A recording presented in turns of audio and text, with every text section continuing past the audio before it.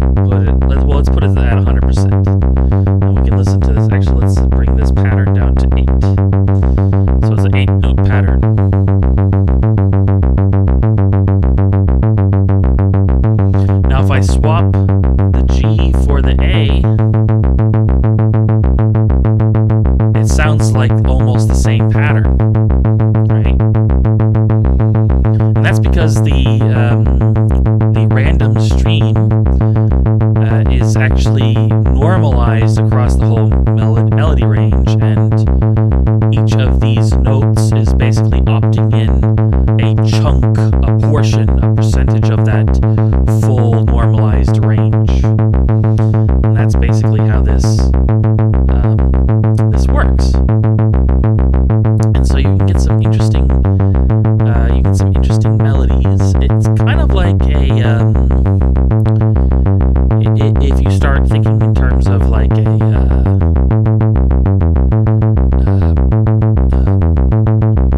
what's that?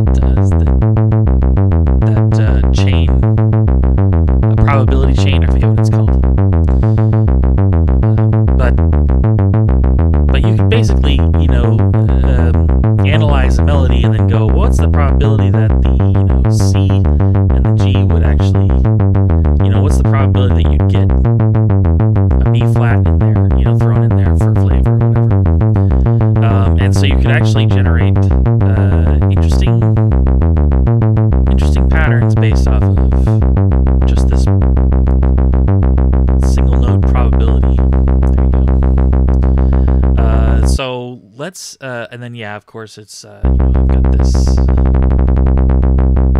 you know, all the usual suspects are there, and this is just driving a single saw with a ladder filter.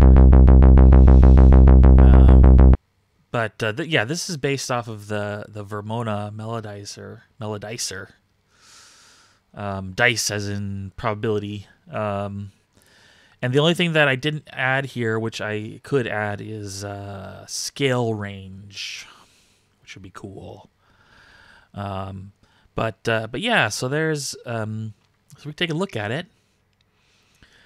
Basically, you have on the next note, we do our little pattern length trigger system, right? So we're counting, and then oh, and my just before I don't forget, this reset goes there. Very good. And the pattern length gets fed into there, and our random seed. This is the only time I'm actually doing randomization, and I use this value. It's called max note probability, and I spit out this actual note probability. So, and then I basically use an internal trigger variable to sort of jump around the graph. Here's where we're actually getting the max probability. So I add up all of the individual values, probability values, and all together that's the max probability. And so I'm basically selecting a value of 0 to this maximum range. And then what I do is when I'm ready to compare, I literally go from bottom to top. Hey, is this value, is this particular random value, is it larger than this bottom note? Is it larger than these two added together, and so on and so on, and the accumulated value as we keep filling up the stack. And then at the end, and then we just literally feed in the literal values of our notation, our MIDI notes, and then we spit it out.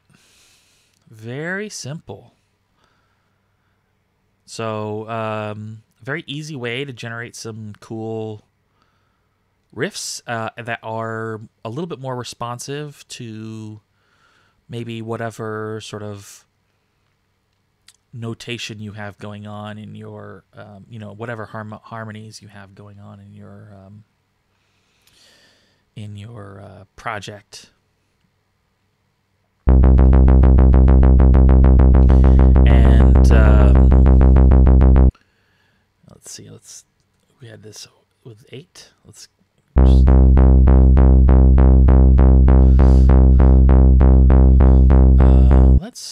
do a quick. Let's do one of these things, and we'll go like this.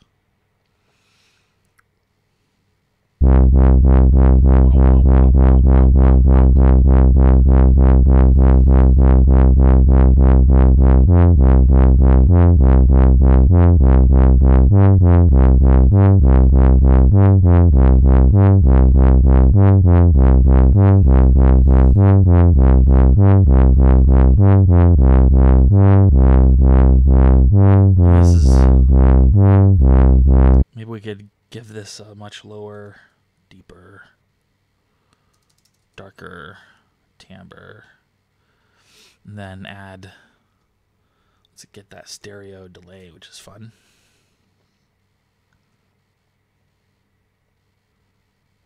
Make it a little interesting.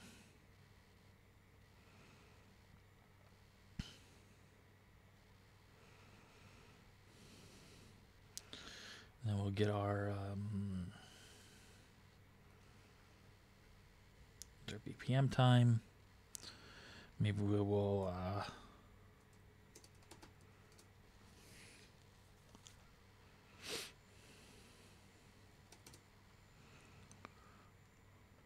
something like that. Let's go ping pong, because that's the most interesting one. And then we'll go 0.5 and see how that.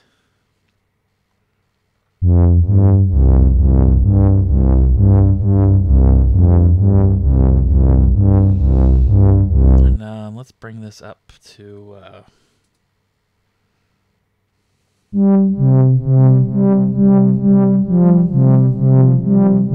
oh, right. I was going to add that. Right, I said that I was going to add that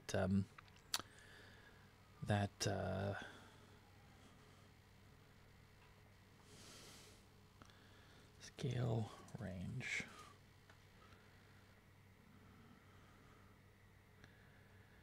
And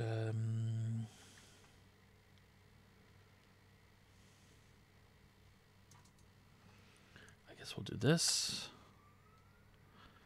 Or maybe I'll go, it'll be additive. So let's do this. So we will then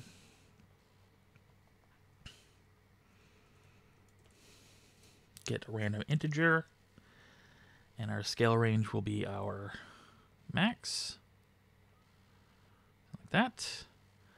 We bring in our seed right there, and we get this at the same time, and we'll just go like that.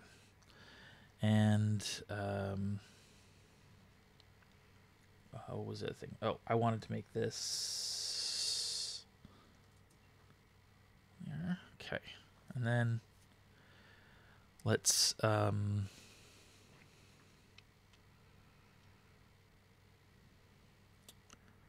cache this as a graph variable.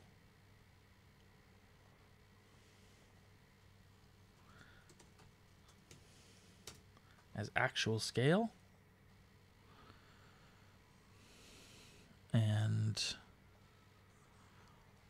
And then we will add float, and it will be actual scale to float. Convert this to float, multiply by 12 semitones.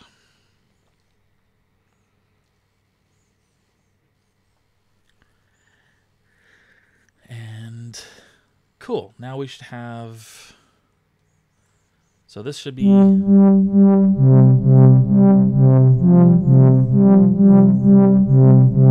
if I add one,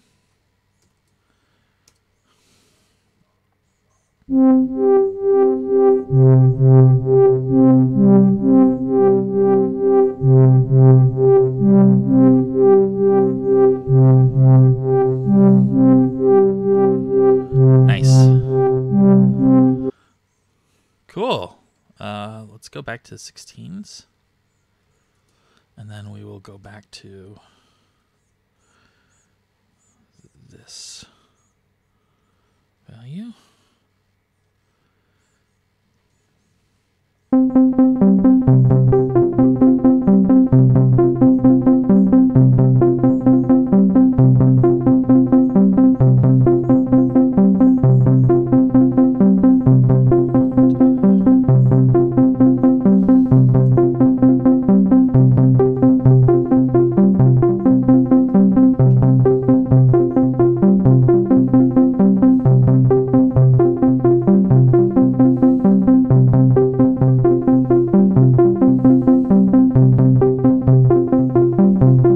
Nice.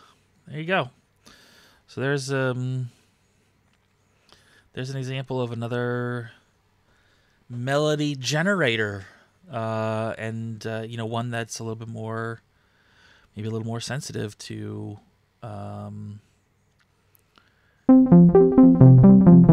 whatever kind of music you're making.